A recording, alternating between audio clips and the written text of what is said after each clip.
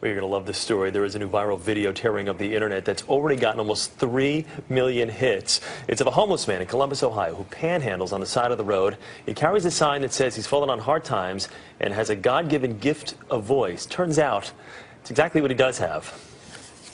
When you're listening to nothing but the best of oldies, you're listening to Magic 98.9. Thank you so much. God bless you. Thank you. And we'll be back with more right after these words. And that man's name is Ted Williams, and he joins us exclusively here on the early show this morning. Ted, good morning. How are you? I'm fine, thank you, and good morning to you too, sir. I just want to hear you talk. Ted, just read something, would you?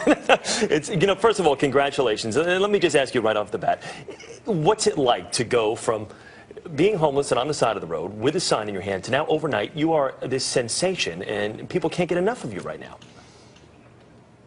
Oh my God, it's just sensational for one. It's numbing for another, overwhelming. I mean, there's so many words that I just, oh God, it's just amazing. I feel like, well, I've already been characterized as the Susan Boyle. I'm just so happy. And watch the CBS Evening News with Katie Curtin. No, I'm just teasing right now. Or Ted, nice. You could remind people to watch the early show with Erica Hill and Chris Raggi. Give it a shot. Go ahead. I would love to be able to watch the early morning show on CBS with Erica and Chris, or Chris and Erica.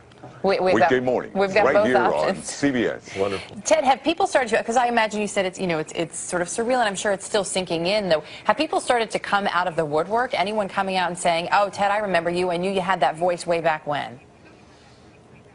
Yes, ma'am. Well, some people have called me since then. I managed to get a cell phone, but people have called me and said, I knew you were going to do it eventually. I knew you, people.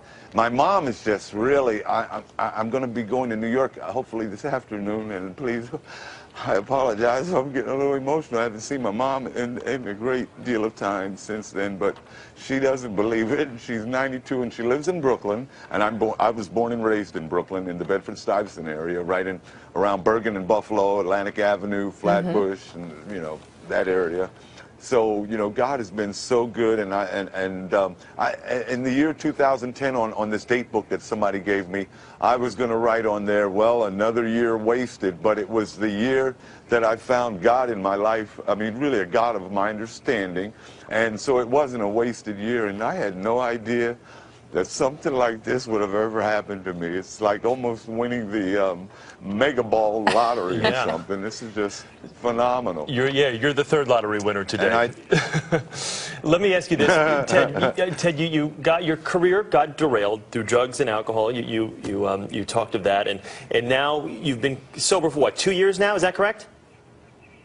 About 2.5 years. About 2.5 years, and congratulations for this. So what now? What would you now like to do? How are you going to put this voice to use? Well, I would like to just have a job and a home, an apartment, or anything, to be able to cook in. I'd like to, just get my life in a responsible area of a 53-year-old man, a tax-paying citizen, and try to put some of my bad memories and everything. Well, I'm not going to forget where I came from, but I just want to put some of that on the back burner and continue with my life, whatever is left to live, and hopefully, like I said, I was holding that sign with the hopes or the wishful thinking that somebody was going to ride by and say, hey man, I got an internet radio station that could possibly use some production work or something. Well, clearly everything happens for a reason. There's a reason that you were there and that someone did drive by. You mentioned your mom and that you're headed here to New York. Your mom is 92, and this hasn't quite sunk in for her. You haven't seen her in a while. I imagine for her this is really a dream come true too. Was she worried that maybe you wouldn't be able to pull out of that low place where you had been? One of my biggest prayers that I sent out was that she would live long enough for me to see me, rebound or whatever. And I guess God kept her around, and He kept my pipes around, to maybe just have one more shot that I would be able to say, Mom, I did do it before. I might pass away before her or whatever, but my dad didn't get a chance to see this. But God is good, and the only difference between now and the time that I did have some kind of a heyday or a successful life is that now I'm more appreciative of life. I'm not taking it for granted, and I am thanking the Lord every day. Even if this didn't happen, I was still on that road. I thanked Him and had a, you know, my hour with God. You know, I called it my hour with God. Sometimes I would make $25 in an hour. Sometimes I'd make 25 cents in an hour, but at least I would talk to God. I'd get mad at some motorists who would pass by and say, oh, look at that guy who's going to, little did they know. I would have my little mumbles. Little did they know. Well, Ted, you know what? You've put us in great spirits today. Before we let you go, real quickly, say, now batting for the Boston Red Sox, number 9, Ted Williams.